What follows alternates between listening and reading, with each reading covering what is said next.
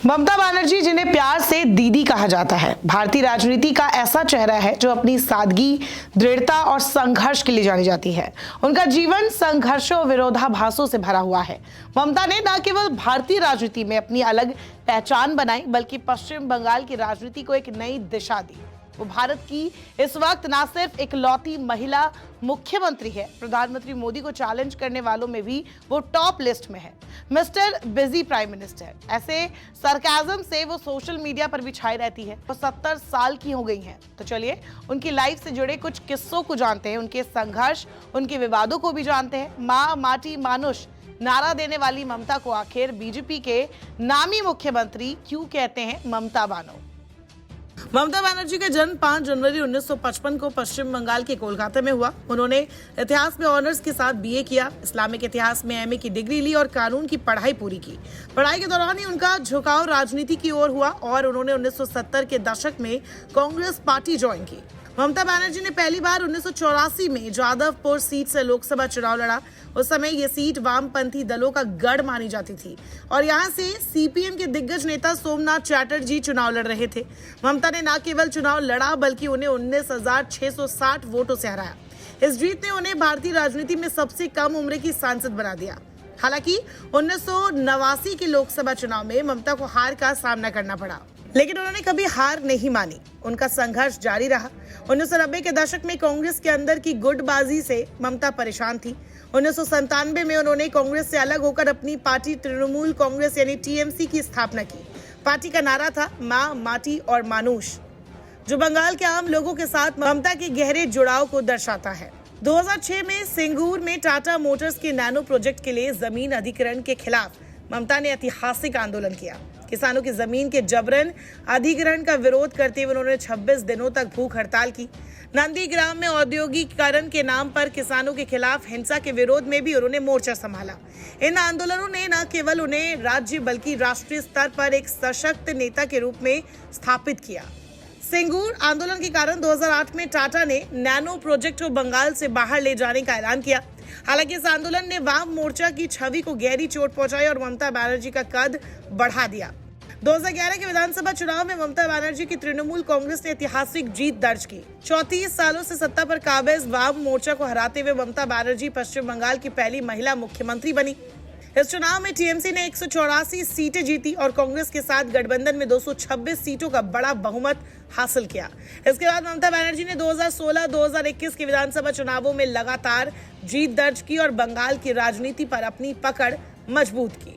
ममता बनर्जी ने केंद्र में खेल और युवा कल्याण मंत्री और रेल मंत्री के रूप में भी काम किया। उनके रेल मंत्री कार्यकाल के दौरान कई नई रेल योजनाएं शुरू हुई। हालांकि उनकी सबसे बड़ी पहचान एक जमीनी नेता के रूप में रही। ममता बनर्जी अपनी सादगी के लिए जानी जाती है। वो हमेशा सफेद बॉर्डर वाली सूती साड़ी पहनती है और रबड़ की चप्पलें उनके पहनावे का हिस्सा होती है। उनका जीवन बेहद साधारण है और उन्होंने कभी दिखावे की राजनीति नहीं की। ममता ने न केवल एक राजनेता बल्कि एक कवियत्री और चित्रकार भी है। उनकी कविताएं और पेंटिंग्स प्रकाशित भी हो चुकी है। ममता बनर्जी के संघर्षपूर्ण जीवन में कई जानलेवा हमले भी हुए। 1990 में सीपीएम कार्यकर्ताओं ने लोहे की रॉड से हमला किया था, जिससे वो बुरी तरह घायल हुई थी। 1996 में एक हमले में उनकी दाईं आंख की 20% रोशनी चली गई। 1993 में राइटर्स बिल्डिंग में बाल पकड़कर उन्हें घसीटा गया, जब वो एक रेप पीड़िता को न्याय दिलाने गई थी। इन सब के बावजूद ममता ने अपने हौसले और दृढ़ता से राजनीति में अपनी जगह बनाई। हालांकि बीते कुछ सालों में कई आलोचक ये भी कहते हैं कि ममता चुनाव से पहले इमोशनल सपोर्ट पाने के लिए खुद को घायल कर लेती हैं। दरअसल हाल ही में कई चुनाव के दौरान उन पर या तो कोई हमला कर देता है या तो खुद एक्सीडेंट का शिकार हो जाती है। ममता टूटे हाथ, पैर और सिर पर पट्टी लिए चुनाव प्रचार करती भी दिखी है। कई लोग मानते हैं कि ये सब बस दिखावा है ताकि पब्लिक से वोट हासिल किया जा सके। खैर, सच चाहे जो भी हो, लेकिन 2014 के बाद बीजेपी भारत में सबसे मजबूत पार्टी बनी। प्रधानमंत्री मोदी का प्रभाव हर तरफ दिखा, लेकिन बंगाल में बीजेपी की दाल नहीं गल सकी। 2024 में हुए लोकसभा चुनाव में भी बंगाल में टीएमसी का वर्चस्व कायम रहा।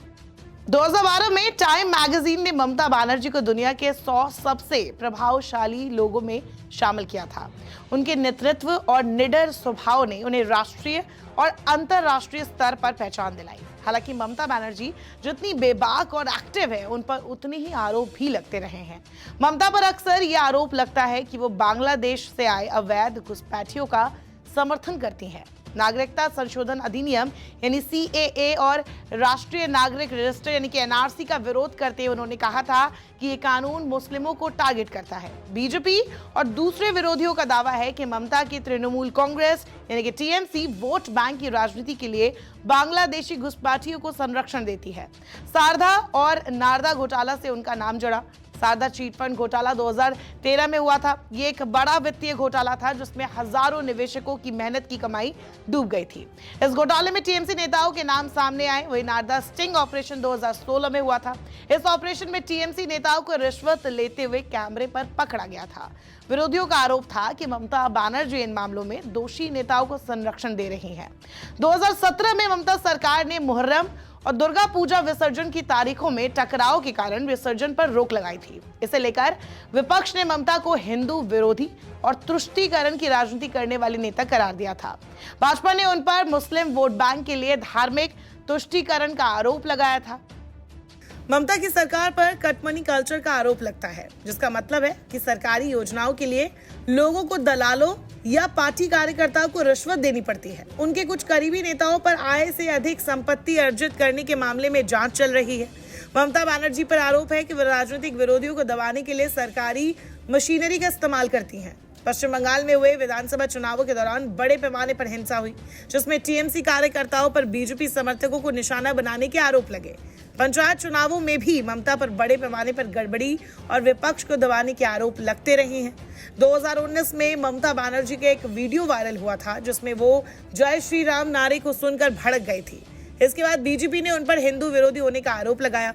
योगी आदित्यनाथ ने 2019 के लोकसभा चुनाव प्रचार के दौरान ममता बनर्जी की नीतियों पर निशाना साधते हुए उन्हें ममता बानो कहा था।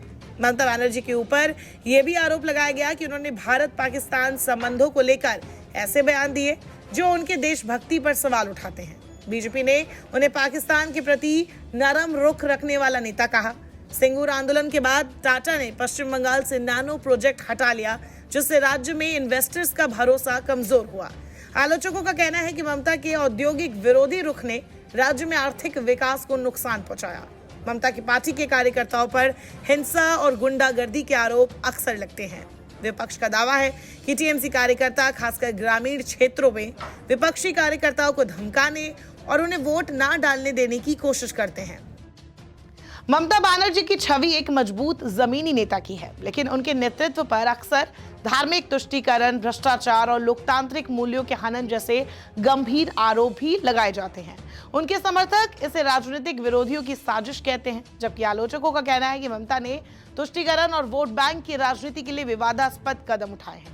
इन विवादों के बावजूद ममता की राजनीतिक पकड़ और जनाधार को नजरअंदाज नहीं किया जा सकता।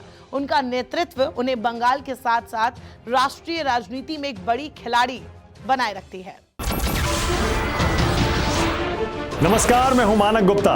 अगर आपको हमारा ये वीडियो पसंद आया हो तो इसे लाइक और शेयर जरूर करें, और हाँ, हमें सब्सक्राइब और फॉलो करना ना भूलें ताकि आप देश और दुनिया की कोई खबर मिस ना करें। तो जुड़े रहिए हमारे साथ और देखते रहिए न्यूज़ 24।